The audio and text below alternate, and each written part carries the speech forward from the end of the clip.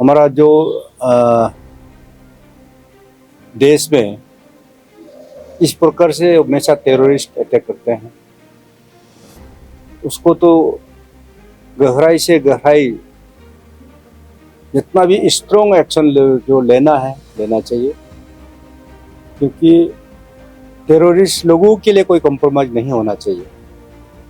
इस प्रकार से इनोसेंट तो देशवासियों को हत्या करना, बेरहम से इस प्रकार से करना तो बहुत भयानक है और उसको हम सब निंदा करते हैं, कंडेम करते हैं और स्ट्रांगली अपील करते हैं कि हमारा देश का जो सरकार को, प्रधानमंत्री को, कि ये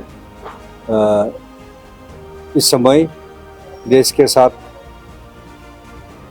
न्याय दिलाना चाहिए और टेररिस्ट को हमेशा के लिए बंद करना चाहिए, ख़त्म करना चाहिए। टेररिस्ट के लिए कोई कास्ट, कलर, जात पात, धर्म नहीं होते हैं। ये इंसान को इंसान नहीं समझते हैं, उन लोग के साथ कोई कंपैशन नहीं होता, दयालु नहीं है। इस प्रकार से जो आम आदमी को मारना वो तो बहुत ही गलत है। तो इसलिए उसका कार्रवाई करना चाहिए, एक्शन लेना चाहिए।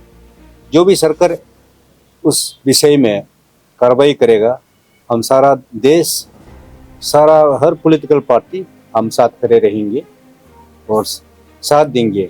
This is an expression of our solidarity to the people, to the families who have lost their lives, and plus हमारा हालियांग बाई के लिए भी, and against the terrorism। और ये जो कैंडल लाइट मार्च जो है हमारे लीडरशिप ऑफ हमारे यूथ कांग्रेस के president Tarjoni and president party president Nabam Tuki के अंदर जो किया है, ये एक एक्सप्रेशन ऑफ आवर जो रेजिस्टेंस है कि ये गवर्नमेंट, एंड अपील भी है कि ये गवर्नमेंट जो है इस इशू को एड्रेस करे और इसका सॉल्यूशन लेके आए। और जैसे कि कहा है कि जो अक्रॉस द कंट्री है, नेबरिंग कंट्री है, उनके फाइनेंस में ये जितने भी टेररिज्म अटैक्स हो रहे हैं, टेररिज्म एक्टिविटी जो प्रतिक्रिया चल रही है, उसके ऊपर सही तरह से जांच पड़ताल किया जाए।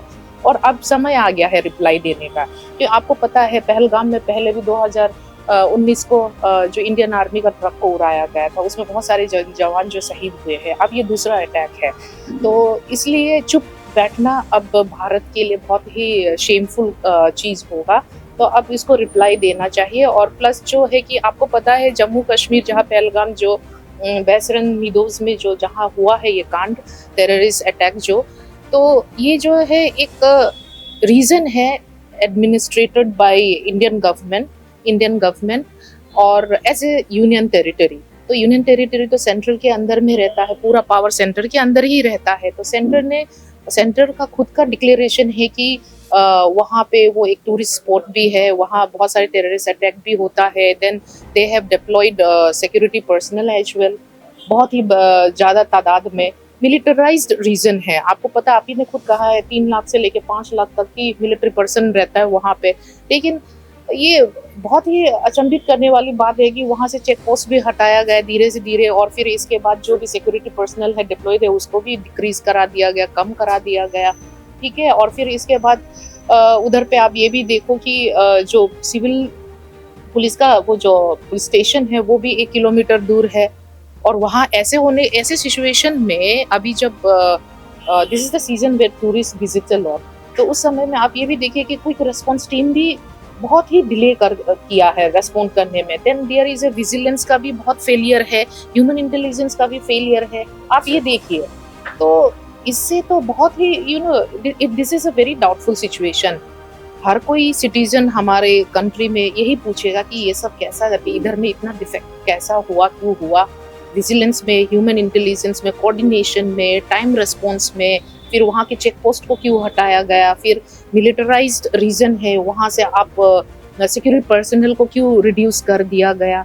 ये सब तो मतलब this is very doubtful. These are the questions which is like lingering in the mind of the netizen of this country.